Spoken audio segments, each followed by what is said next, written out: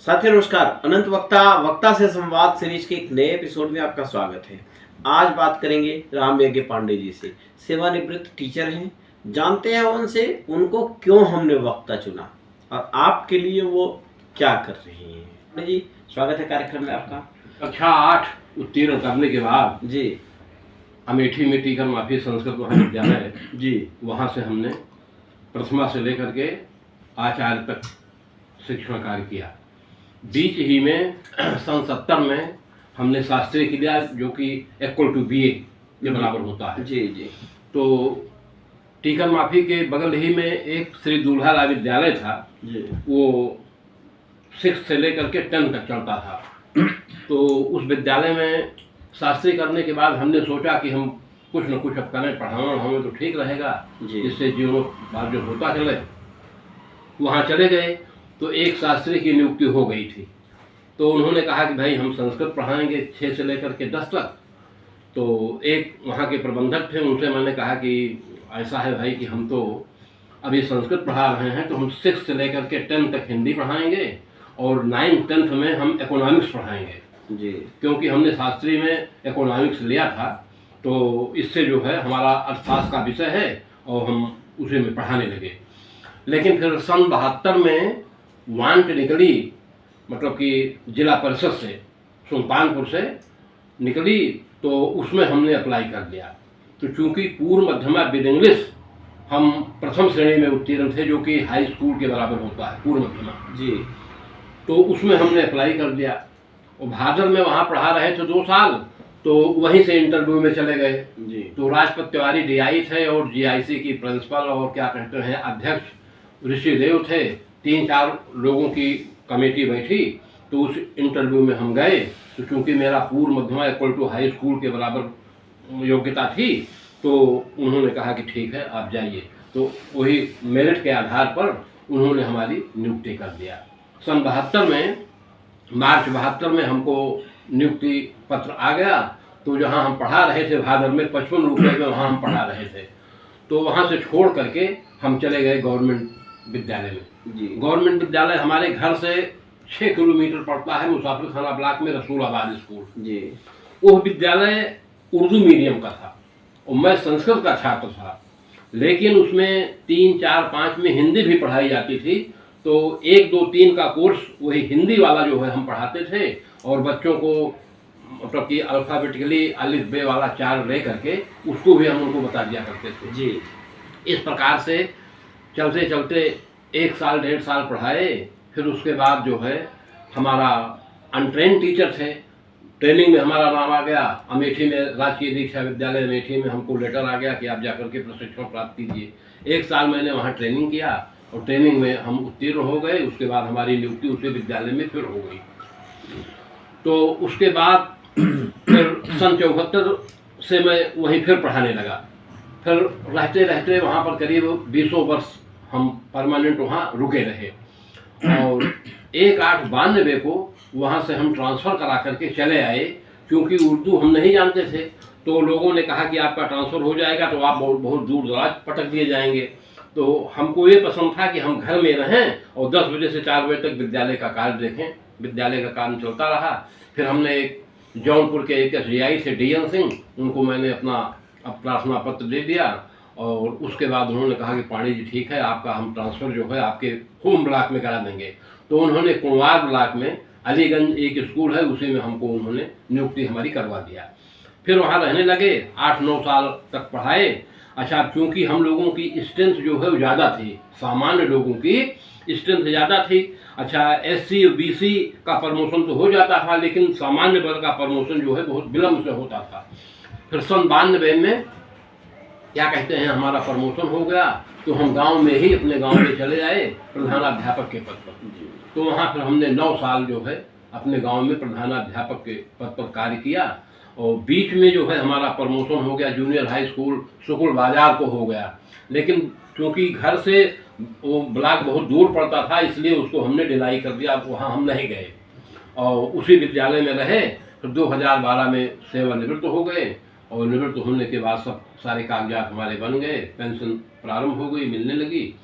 उसके बाद फिर हमने अब भैया हमारे चूँकि पढ़ा ही रहे थे, तो हमने सोचा कि पढ़ाना वढ़ाना ठीक नहीं है। समाज में इधर उधर समझ लीजिए क्या कहते हैं, पास पड़ोस में गांव में किसी के यहाँ कोई फंक्शन पड़ता था और कुछ काम होता था तो वहीं अपना आने जाने लगे।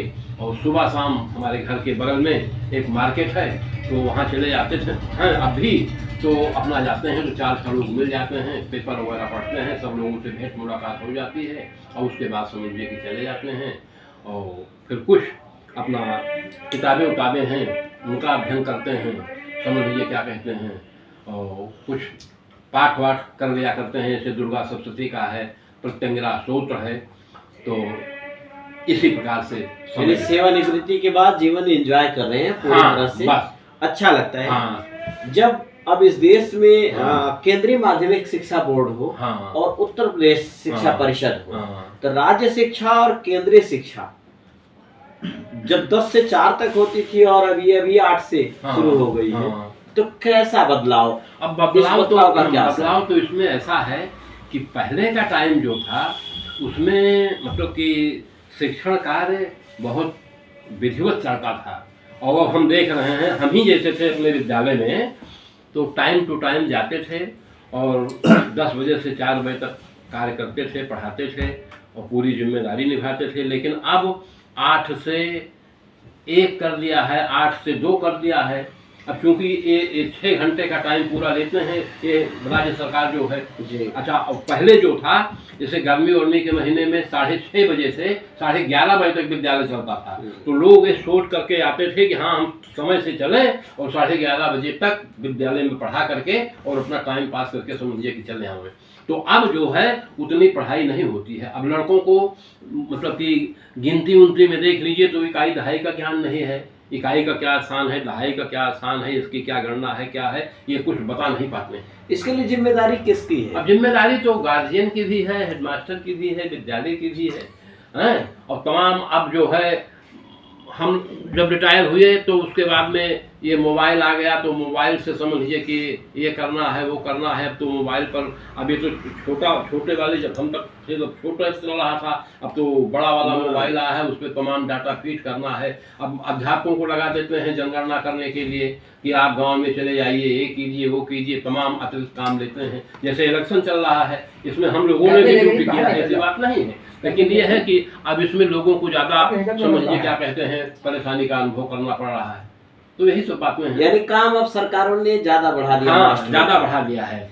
और शिक्षा कह तो रहे हैं ये बहुत कि हाँ अब हम 2004 से हम भी थे, मिड डे मील चलता था, लेकिन ये है कि हम लोगों के समय में बस उसी 1 घंटे आधे घंटे के अंदर बनवा करके बच्चों को खिला देना और फिर बैठा देना क्लास में और समझ लीजिए क्या कहते हैं। अब जैसे सूत्रलेख है बोला जाता था, अब सूत्रलेख का कहीं कोई नामो निशान नहीं है।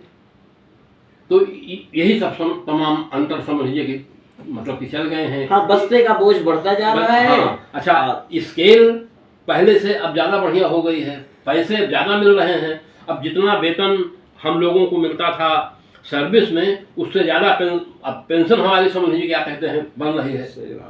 27-28 हज़ार हमारी मूल पेंशन है, 50% समझिए कि महंगाई मिलती है, 45,000 रुपया हमको पेंशन समझिए कि मिलती है। हाँ, इतनी तनख्वाह नहीं मिलती थी। तो यही सब समझ लीजिए कि अंतर क्या कहते हैं आ गया है। और क्या सर्विस में तो अंतर आपने बता ही दिया। हाँ। जब आप सेवानिवृत्ति के बाद बाजार में घूमते हैं, अगर समाज के हैं हाँ। तो समाज में क्या बदलाव आते हैं? कहीं ऐसा कई चीजें तो ऐसी लगती होंगी जिससे आपको समाज में बदलाव आ गया है। अब आधुनिक तरीकों से अभी क्या कहते हैं जो खान पीन है इसमें समझ लीजिए कि लोग पहले रहता था तो जाते थे लोग बैठते थे इकट्ठा और कपड़ों को उतार करके और समझ लीजिए कि पंगत में पत्तल दोना ये सब खिलाया जाता था आराम से, है लोग खाते थे, हर चीज़ परोसा जाता था। अब तो बफर सिस्टम का तरीका हो गया है। आपके यहाँ कोई फंक्शन पड़ा तो आप एक 1 बाई 1 करके आ रहे हैं और खा रहे हैं और खा के चले जा रहे हैं, किसी से चाहे मुलाकात हो चाहे न हो। तो ये सब परिस्थितियाँ जो है सब बदल गई हैं। यही सब बात सही बात। आधुनिकीकरण का एडवांटेज तो है लेकिन डिसएडवांटेज भी बहुत सारे हैं। हाँ। उसका परिणाम समाज को कैसे देखने को मिल रहा है? अब परिणाम एक हिसाब से ठीक है, मतलब कि अब ज़्यादा लोग मतलब कि लोगों को ज़्यादा परिश्रम नहीं करना पड़ता है, उसमें ज़्यादा फंसे नहीं रहते हैं। वो पहले रहता था तो वो रिस्पॉन्सिबिलिटी ज़्यादा रहती थी। अब है तो अब 2 लोगों को बना करके समझिए कि आए, 4 लोग आए और दरवाजे पे समझिए क्या कहते हैं बंद करके भोजन तैयार हो गया और समझिए कि रख दिया और लोग खा करके अपना चले जा रहे हैं। हाँ, पहले तो जब बिटिया की शादी होती थी तो एक शीशी में लाल कलर डाल के खटिया पांग के उस पर नंबरिंग करना, रजाई, तकिया ये सब ले आना। तो यही सब बातें ये चीजें कम हुई है, लेकिन पैसे तो लग रहे हैं। पैसे तो लग ही रहे हैं, ऐसी बात नहीं है, पैसों की कमी नहीं है। अच्छा, पहले से अब ज़्यादा लोग मतलब कि सुखी भी हो गए हैं, पैसे ज़्यादा हो गए हैं। पहले हम लोग अध्यापक थे तो आप समझ लीजिए कि 20 रुपये पर मंथ RD एक होता है, आवर्ती जमा होता है बैंक में। हमारे यहाँ सन 78 में ग्रामीण बैंक खुली है, 1 रुपये से मेरा अकाउंट खुला हुआ था, 1 रुपये से, ओनली 1 रुपी। और उसमें हम क्या कहते हैं खोल करके कुछ दिनों के बाद हम लोगों के यहाँ ब्लॉक में SDI हुआ करते थे, पूरे ब्लॉक का चेक काट करके और तब फिर हर विद्यालय का वेतन वितरित करते थे। लेकिन फिर कुछ दिनों के बाद 88, 89, 90 में हर टीचर का अकाउंट खुल गया बैंकों में, फिर ACS हो गया और उसमें समझिए क्या कहते हैं वेतन आने लगा, सब लोग पाने लगे। अच्छा, और अब ये है, अब तो 20 रुपये 10 रुपये की कोई बात ही नहीं है। अब तो आप RD खोलिए तो कम से कम 10,000 से 5,000 से लोग समझिए जो पैसा पा रहे हैं उसी से अपना समझिए क्या कहते हैं संग्रह कर रहे हैं। तो यही सब बातें हैं। सही बात। आज के लिए बस इतना ही। फिर से मिलवाएंगे दूसरी शख्सियत से, उनसे भी जानेंगे वो क्या कहते हैं। बने रहिए, वो ध्यान से रहिए। धन्यवाद, नमस्कार।